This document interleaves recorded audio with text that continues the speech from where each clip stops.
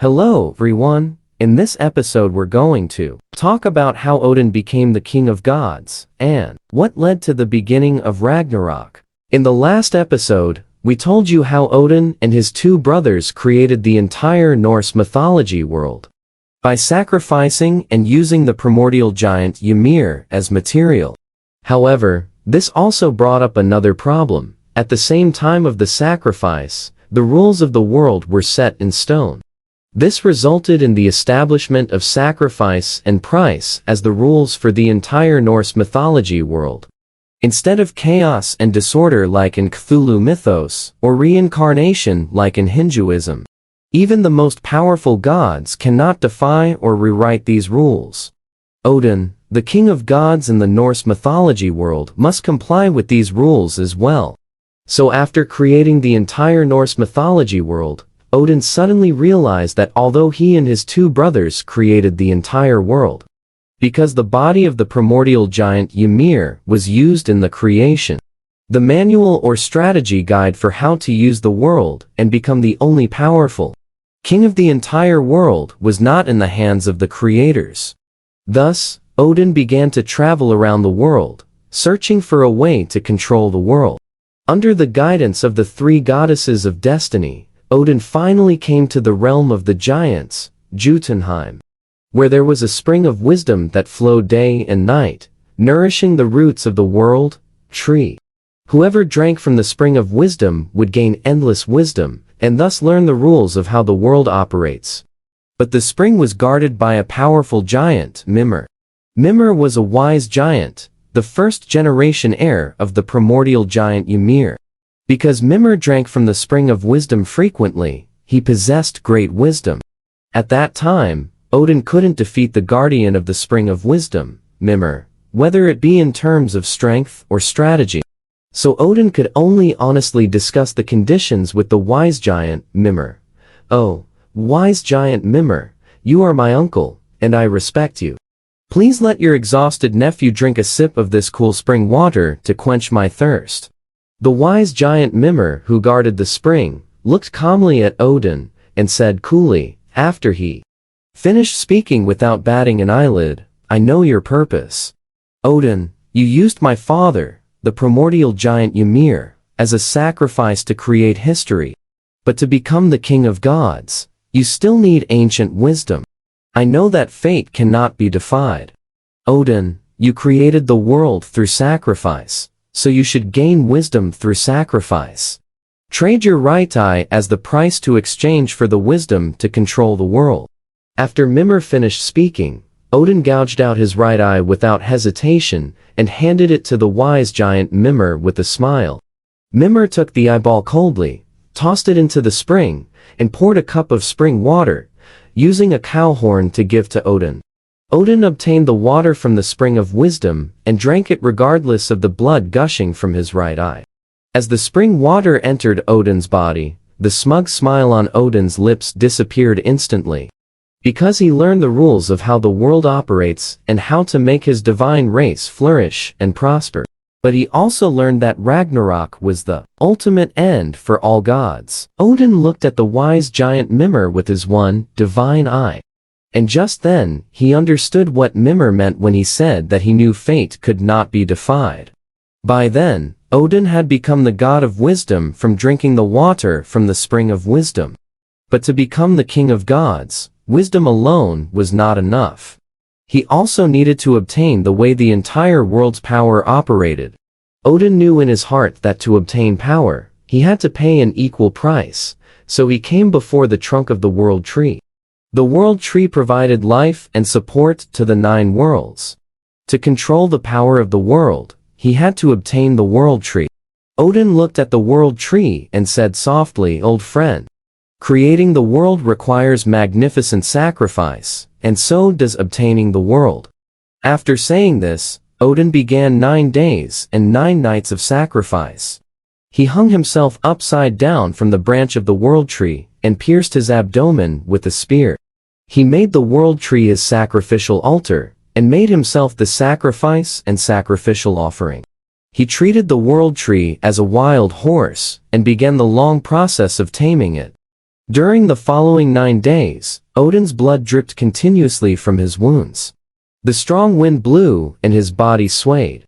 Odin didn't eat or drink for 9 days, and as he suffered in extreme pain, Odin gradually felt that his life was fading away. On the verge of death, Odin vaguely saw that his dripping blood gathered into a magical rune. Odin succeeded. He successfully tamed the world tree. At the same time, he became the king of gods by sacrificing himself to the world tree. And those magical runes were precisely the symbols for using the power of the world. Odin called them runes. These runes had the powerful ability to use the power of the world. As long as these runes were engraved on a weapon, the weapon would have a specific attribute power. Even when they were engraved on wood or stone, they could generate endless power. Finally, Odin obtained the world's wisdom and power at a great price, and tamed the world tree, becoming the king of gods of Asgard in Norse mythology. But this was only the beginning, because after gaining the wisdom to predict the future and the power to control the world, the biggest problem Odin would face was Ragnarok. Ragnarok was determined at the very beginning of the creation of the world, and it was a destined event that was bound to happen. That was why, after gaining his wisdom, Odin immediately realized that Ragnarok was unavoidable. But he still wanted to stop or delay the arrival of Ragnarok with the power of the century. The conditions for triggering Ragnarok are extremely difficult to achieve. To reach Ragnarok, killing the Aesir gods requires satisfying the following conditions. First, the god of light must die and cannot be resurrected. To avoid the coming of Ragnarok, Odin and his wife, Frigga, gave birth to Balder, the god of light. However, the god of light Balder was finally killed by Loki, who borrowed the body of the god of darkness and used mistletoe as a javelin. Since he didn't die in battle, the soul of the god of light fell into the hands of Loki's daughter, Hel, the goddess of death. Odin once hoped that Hel would return the soul of the god of light, but she refused. This made it impossible for the god of light to be resurrected, which directly led to the beginning of Ragnarok. The second triggering condition is that there must be a power that can kill Odin, the king of gods, and Thor, the god of thunder. This power was shouldered by Loki's 2 children as well. In the end, Fenrir the wolf ate Odin, the king of the gods, and Jormungandr, the giant serpent, poisoned Thor, the god of thunder, with venom. The third condition for triggering is that there must be an existence that can fight against Odin, the king of gods, in Valhalla. After Odin learned about Ragnarok, he built Valhalla. The souls of all the valiant people who died in the world would be kissed by the Valkyrie and brought to the temple via the Rainbow Bridge. In this place, the souls of these dead people would fight each other continuously during the day, with blood and flesh flying. By nightfall, no matter how severe the injuries they suffered, they would be completely healed. At this time, charming women would offer delicious food and sweet mead to the warriors and sing epic poems to cheer them up. After eating and drinking their fill, a wonderfully amorous night would follow. In order to obtain the souls of these warriors, Odin kept spreading rumors in the world and provoking wars. These dead warriors all possessed extraordinary fighting power. During Ragnarok, the task of fighting against these Einherjar was undertaken by the frost giants and all the enemies of the Aesir gods. The fourth condition for Ragnarok is that the Aesir gods must lose the sword. A victory that can be used against Surtur, the eternal fire giant of Muspelheim. This sort of victory was owned by Freyr, the god of abundance. However, in order to marry a beautiful woman, Freyr gave the sword to someone else. The fifth condition for Ragnarok is that one of the 3 roots of the world tree Yggdrasil must be bitten off by the dragon Nagar. All the power of magic and curses in the world is provided by the world tree Yggdrasil. The world tree Yggdrasil has 3 roots that absorb the 3 springs of the world's origin to maintain its own operation. The dragon Nagar bit off one of the roots, causing the power of the world to be weakened.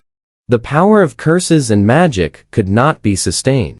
At this time, Fenrir the wolf, who was imprisoned by the gods, the evil god Loki, who was imprisoned by the gods, and the magic barrier established by the Aesir gods were all weakened.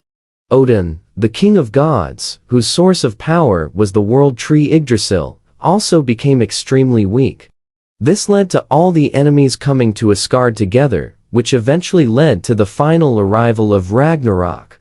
Odin knew very well that these 5 points would lead to Ragnarok, but he had no way to stop it. This was because in Norse mythology, gods could not change their determined fate. All Odin could do was maintain a fragile balance, delay the arrival of Ragnarok as much as possible, and try his best to improve the combat effectiveness of the entire Aesir gods. With the power of all the gods, he hoped to gain a final chance of survival for civilization. In order for the Aesir gods to become stronger, a very important figure was needed.